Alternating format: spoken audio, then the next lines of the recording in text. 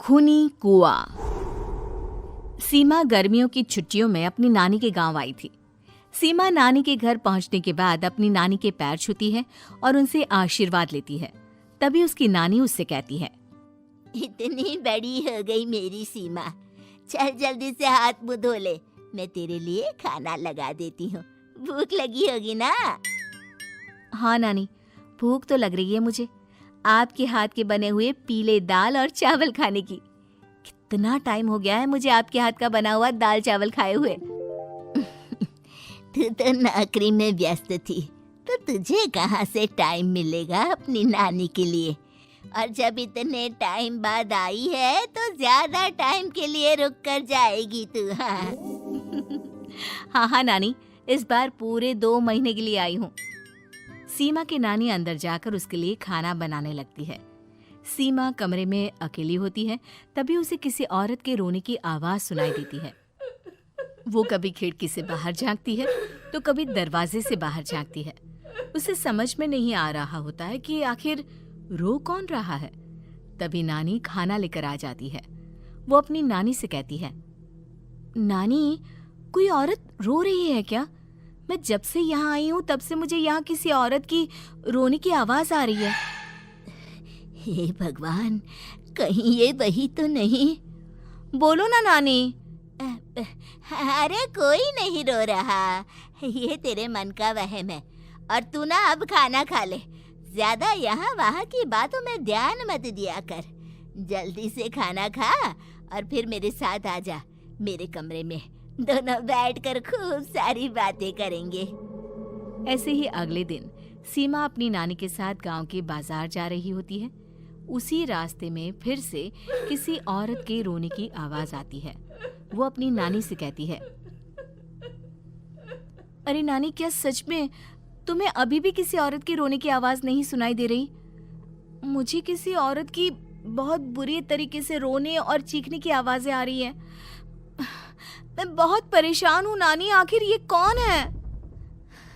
मुझे लगता है कि सीमा को शहर भेज देना चाहिए, यहाँ रहना उसके लिए ठीक नहीं।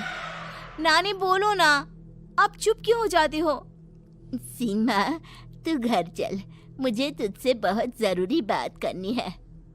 नानी सीमा को घर ले आती है और सीमा से कहती है, सीमा, कल सुबह तू शहर वापस चली जाएगी।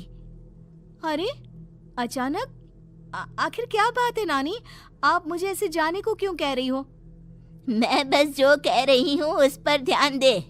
तू कल सुबह यहाँ से चली जाएगी, और ये बात मैं कोई मजाक में नहीं बोल रही। तू कल जाएगी तो मतलब जाएगी। अरे नानी, चली जाऊंगी मैं, ठीक है, पर आखिर बात क्या है ये तो बता दो। मम्मी से कोई बात हुई है या फिर मुझसे कोई गलती हुई है जो तुम मुझे अचानक से जाने के लिए बोल रही हो? देख सीमा, रात बहुत हो चुकी है और मुझे इस बारे में कोई बात नहीं करनी। चल, अब चल के मेरे साथ सो जा। सुबह की बस पकड़कर तुझे शहर भी तो जाना है। सीमा को अपनी नानी का ऐसा व्यवहार देखकर बहुत ही अजीब लगता है। उसे कुछ समझ में नहीं आ रहा होता है कि आखिर उसकी नानी उसे अचानक से गांव छोड़कर जाने के लिए क्यों कह रही है। ये सारी बातें सोचते सोचते सीमा की आंख लग जाती है और वो अपनी नानी के साथ सो जाती है।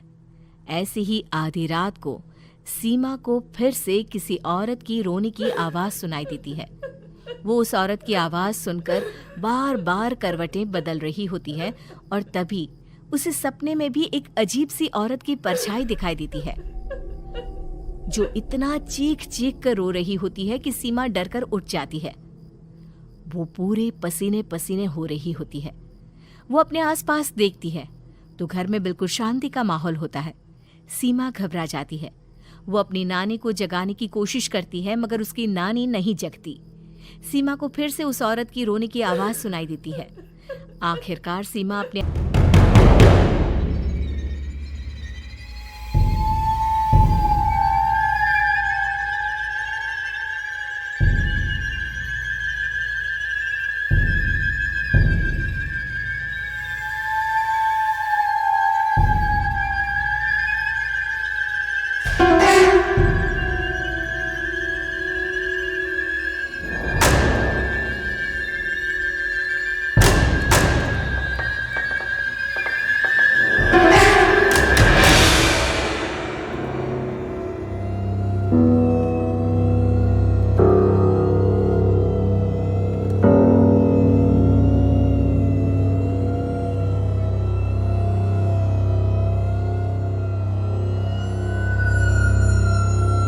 कोई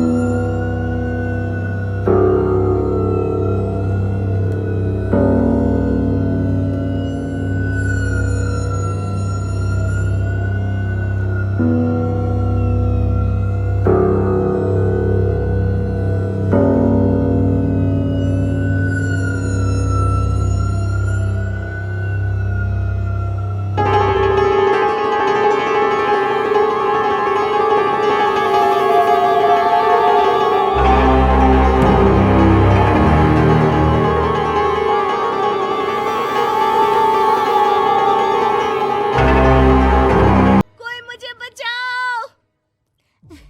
मेरी बच्ची, हम आ गए। हम तुझे बचा लेंगे। नानी, मुझे यहाँ बहुत डर लग रहा है। यहाँ इंसान की कटी हुई मुंडिया, हाथ, पैर और कंकाल हैं और खून भी है। नानी, मुझे डर लग रहा है। आप सब मेरी मदद कीजिए, नहीं तो ये खूनी कुआं मेरी बच्ची को भी खा जाएगा। अरे मुझे तो ये समझ में नहीं आ रहा कि आखिर इस खूनी कुएं को खोला किसने। सालों पहले इसको इतनी मुश्किलों के बाद तांत्रिक बाबा ने बंद किया था। अरे पूरा गांव खूनी कुएं के बारे में अच्छे से जानता है, तो कोई भी जानबूझकर तो ऐसा करेगा नहीं।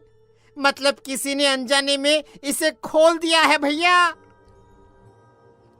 सीमा को इस बारे में मालूम नहीं था, और जब से वो यहाँ आई थी तभी से उसे किसी औरत के रोने की आवाज़ें भी सुनाई दे रही थी। कहीं सीमा ने ही तो उसे नहीं खोला। अगर ऐसा है तो फिर सीमा का बचना बहुत मुश्किल है। वहीं कुएं के अंदर सीमा रोते हुए बैठी होती है कि उसे आवाज सुनाई देती है जो कुएं के बाहर खड़े गांव वालों में से किसी को सुनाई नहीं देता।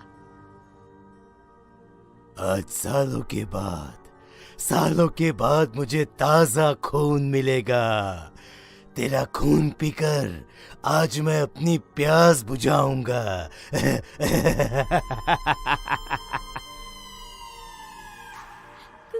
कौन है? मत मारो प्लीज, मुझे जाने दो प्लीज। मैंने किसी का क्या बिगाड़ा है? वो तुझे मरने के बाद पता चल ही जाएगा। जितने में गांव वाले और सीमा की नानी कुछ सोच पाते, उतने में उन्हें सीमा के चिल्लाने की आवाज आती है और अगले ही पल सब शांत हो जाता है। क्या हुआ? सीमा, मेरी बेटी। माफ करना बहन, लेकिन अब सीमा वापस नहीं आएगी। हमें एक बार फिर से कुएं को बंद करना होगा। गांव वाले तभी तांत्रिक को बुला कर लाते हैं। एक बार फिर अपनी शक्ति से तांत्रिक बाबा उस कुएं को हमेशा हमेशा के लिए बंद कर देते हैं और वहां एक बोर्ड लगा दिया जाता है कि यहाँ आना मना है।